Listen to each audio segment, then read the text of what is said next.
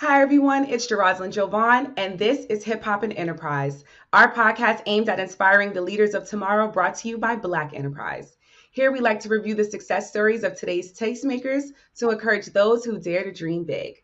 Today, we are going inside the too often overlooked realities of multiple sclerosis among Black people with actress and PValley star Brandee Evans. After teaming up with Gentech and a group of Black women, Brandee is lending her on screen talents in a new video series aimed at inspiring the Black community to advocate for better care and treatment for Black MS patients. Join me in giving a warm welcome to Brandee Evans. How are you? Hey, what's up? Excited. I'm excited to be here and speak about one of my greatest loves, my mama. Yes, yes, yes. You look phenomenal. Like you are just glowing in every way of the glow. Um, Thank you. so now tell me, did I say that right? I said Gen Tech, but it's Gene Tech. Did I say it? Your Do partnership, you know Genentech? Yes. Genentech. Okay, Yep. Genentech. So tell us Genentech. about your partnership with Genentech and the new video series, MS Visibility Breaking Barriers. Oh my gosh, I love it. Every time they send me a little clip, I get even more excited, even though I've seen them all. I'm just so excited to partner with Genentech and speak about what people don't talk about and what people don't know about a lot, which is multiple sclerosis. It has been so amazing to find so many women and men of color that have reached out that are going through the same journey as me. I'm a caregiver, but my mom actually lives with MS. So I've had everyone from caregivers to people that are actually surviving and thriving with MS as well reach out to me. So it's just been so amazing. I didn't realize, I knew it would be big, but I didn't realize it would reach so many people. It's just been a wonderful journey. Right, right. So now you're touching on your personal experience with MS. Mhm. So tell us how MS has impacted your personal life and how it inspired your involvement in this campaign. You know what? MS affects me daily with mama. You know, she actually just came back home from the hospital 2 days ago. It is a roller coaster ride, like I say in our clips that you can catch online. Um, you never know what's going to happen with MS. So it's been difficult, but so I don't even know what word I want to use. Empowering to me as well. I just feel like if my mama can keep going and all of these strong women and men can keep going, dealing with what they're dealing with every day, then why can't I? So it actually empowers me and encourages me as well. Yes.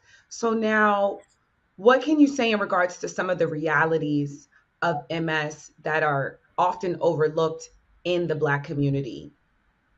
You know what? Let's just talk about where we, like I said, mama just left the hospital. Mhm.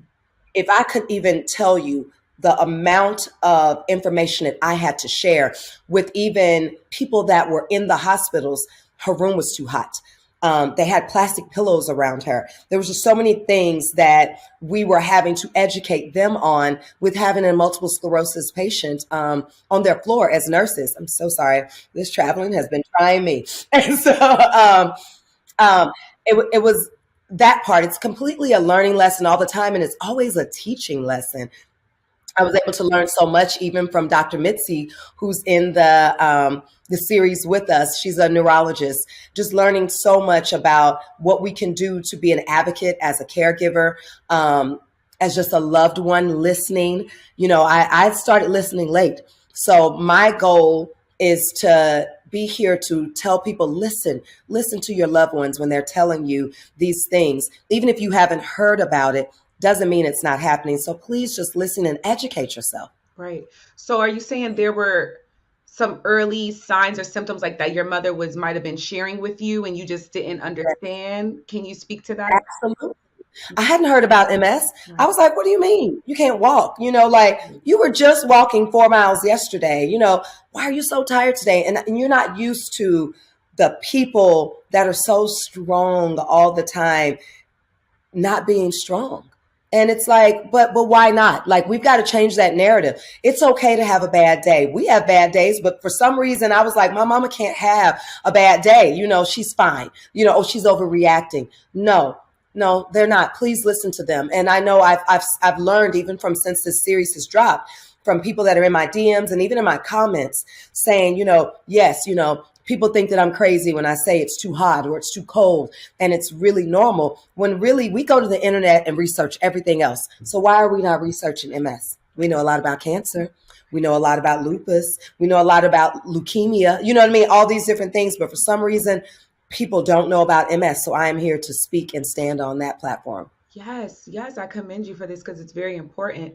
Now, Yes. how would you describe, so because you're serving as a caregiver for your mother right now? Wow. Yes, she's there. Yeah. While doing interviews, appearing in this video series, being in one of the most popular series on Starz, how has it been? How would you describe your experience serving as a caregiver to your mother while balancing your career in Hollywood? So hard. So it's probably why my immune system is broken down now. Y'all see me sniffling. So hard. I'm learning to care for myself as well, so I can be there for her. But it's very difficult. I was shooting a movie 2 weeks ago, and that's when she went into the hospital. A little over a week ago, actually, went into the hospital, and I'm literally on the side, like on a moment before they say action, and I'm like trying to tell the doctors, make sure you do this, check this, please tell them that she has MS, and I'm talking through my caregivers. So it's always something. I really don't know. I do know how, God. I'm just like, how I'm able to get through this, because every day is a new battle. But I also know that is life. And my mama raised a strong woman. And so I am just trying to keep pushing, because I've got to work to take care of her medical care and take care of her caregivers, because she needs 24-hour care now. So it is very difficult, but they say God doesn't give you more than you can bear. So I am just trying to stay strong and make it happen. But I'm also learning to take time for myself too. I'm going to the movies. Okay, yep. Come on now, because that was going to be my next question. In what ways are you receiving support? Oh my gosh, my family and my friends. When I tell you, before I could even get off that plane last week from Atlanta, Mom, I got the call. She was going to the ER. I had two friends, like, she's in this room. We've already brought her water. The chef, we called the chef. He's got food so she can eat her foods that are good for her, because I have her on a plant-based diet, being that she has multiple sclerosis. My friends jumped in so hard that when I got here, I was like, okay, this is just you wanting to be here because that's your mama. But literally, they held me down. I have an amazing tribe of friends and family and caregivers. Beautiful. Now, what can you say about the Black Superwoman syndrome and the multiple roles that Black women play in life? It is never ending. It is exhausting. And that's exactly what I was saying to myself. I was like, did I really just get off a plane and now I'm here to teach people how to deal with a multiple sclerosis patient? It is exhausting, but then you have to. They almost discharged her early because they didn't check out some other things. They were like, oh, well, she's fine on this leg. I said, well, what about her other leg? She has two legs. Like, it's just so much that I feel like, as Black women and Black people in general, we're always having to fight. And then they were like, oh, we're going to call infectious diseases. Oh, you're right. We're going to keep her 4 more days. Y'all were just going to send her home?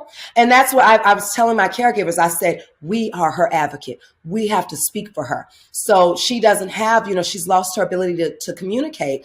It's very rare that I can hear her talk nowadays. So in this moment, especially when she's really sick, she's not able to speak. So I'm like, we are her voice and we have to speak on her behalf. And we can't just let them send her home. She's not going home until she's right, until she's healthy enough to be able to thrive at home. So it's just exhausting because I feel like I'm always battling. I'm battling this is the type of room she needs. This is the type of care she needs. Can y'all make the air conditioner work in the hospital? I'm like, oh my gosh, I'm exhausted with having to fight, if I'm honest. Right. How important is it to advocate not only just for Black superwomen, but Black patients in these medical facilities? I have one of my sorority sisters is launching a class action lawsuit against multiple hospitals in New York City because of the treatment that the mistreatment her mother received in these facilities. And you hear about it so often in our communities. How important is it for us to continue to advocate in these spaces for our loved ones? We have to. I think of it like this. My mama was that person growing up. I just think about all the times that she fought to have something for me, be it school, be it with my health. And it's my turn now. So we have to do that for them, and we have to push for them. And then too, y'all, when they get to a certain age, they're tired. And so I could just see it in my mama's face, like, I'm tired, but I'm not, mama. So I got you. You know what I mean? So I have to put on that Superwoman cape and fight like she fought for me when I was 5 years old with chicken pox or whatever is going on. That's how I look at it. Diana didn't stop fighting for you, so you're not fighting for her. You're not going to stop fighting for her. Right. Girl, you got me over here tearing up, child, because it's so real. It's so real. Yeah. How do you feel about the parallels between the Black Superwoman you play as Mercedes in PValley and the one you are in real life? Because when I'm like reading up on this, and I'm like, wow, like there's parallels between the character you're playing on television. How do you feel about that? You know what? Our showrunner, Katori Hall, once said that there's a little bit of everyone in their character.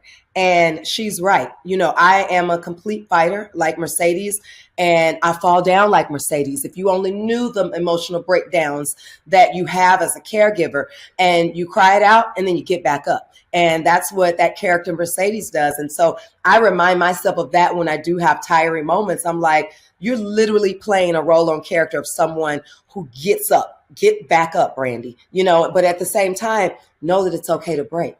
Because there was a time in my life where I felt like breaking is me weak, or crying is, don't let them see you cry. We hear that a lot. Don't let them see that side of you. But sometimes you got to let them see that side of you. It's so funny. I just put a post up when Mama was in a hospital, and I was like, I still battle with that sometimes of being so transparent, but it literally, so many people reached out that were going through similar things, and I'm like, I'm so glad I did, because I not only did it show people that, listen, life ain't perfect. You might see TV, but TV is TV. Real life is when I come home and take off all these makeup and strip these lashes off and take this ponytail off the back of my head, and I got to go turn mama and check her catheter and do all of that. That's real life. And I want people to know that we're all the same. We might have different professions, but we are all still wanting the best for our loved ones. We all want the best care, and we want our parents to live long lives and be happy as well. So I want to share that side too, because I don't think it's authentic if I just show the red carpets, because that ain't real life. That's right. That's right. And so tell us about the community you've created for caregivers and people living with MS. Yes. So it's so funny. I actually created a line called Caregiver Strong. And I say Caregiver Strong because it can change up. Caregiver Strong could be, like I said, crying one day and getting up the next, but we just keep doing the best that we can. So I'm loving this platform that I have with, the MS awareness and visibility.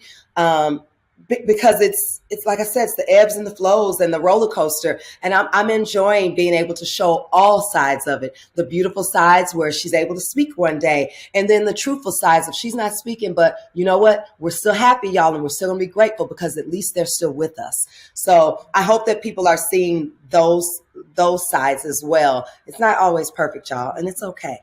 Right. I'm really like this video series that you're doing is it's powerful work, as well as just even sharing your journey. Thank you. Now I have you here. We have to get into PValley season 3 because Katori Hall, he announced the new season back in October and gave a special shout out to the loyal Pink Posse fans, because the PValley fans go deep. They will flood your timeline after every episode. Block them sometimes because I love y'all, but y'all be wearing us out. I'm like, I'm over here trying to get my mama fed, y'all. Okay. So how has it been, how do you feel seeing the response to the show these past 2 seasons? It's amazing. It's more than I ever expected. I'm so grateful. I'm mostly grateful for what it's done for me to be able to help my mother, if I'm honest. Yeah. Though I love acting, my first love is my mother, and that is my most important priority right now in my life. Because I know that jobs will come and go. And so I remind myself of that. PValley won't be forever.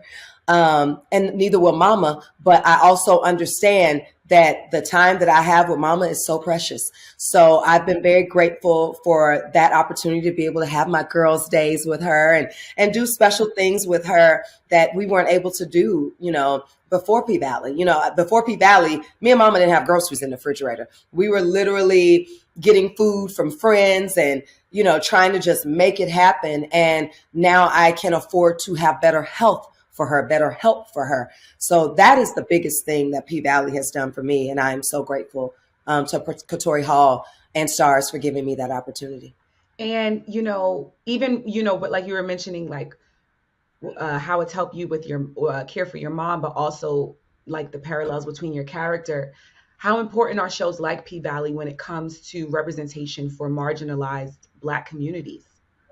Oh, it's absolutely important. I mean, when you think about PValley, if you've never seen it, you think it's a show about strippers. Mm-hmm. No, it's a show about real people.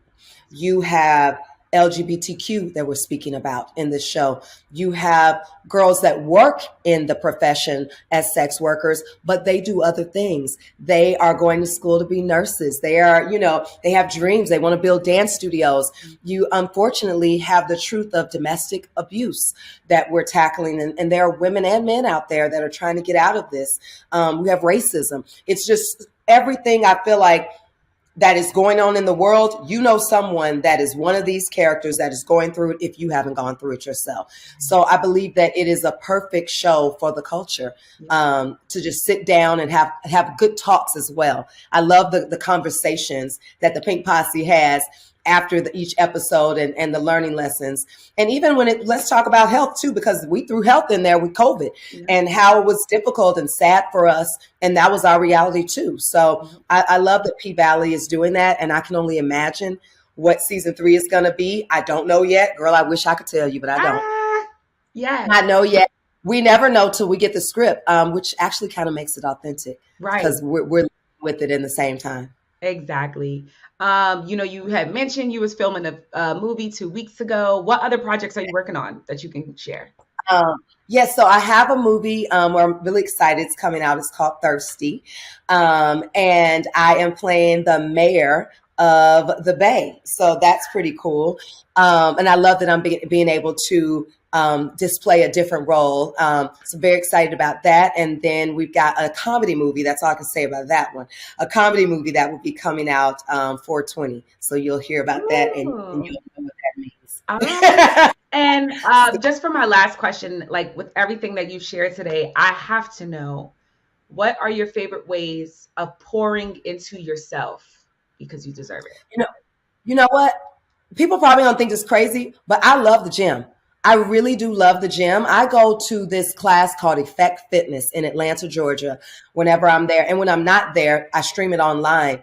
It is so therapeutic. I love working out. I've learned to just go hiking now. I love hiking. Going to the movies is my favorite thing. So that's where I'm going tonight. Find me a good little winery and a spa day. Yes, ma'am. Life is good. Yes. Oh, thank you so much. I look forward to sharing this with our Black Enterprise audience. You just continue being a phenomenal woman. Yeah. And we'll be tuned in to everything, season 3, the movies, everything, and blessings to you and your mother. Thank you so much. Thank you for having me.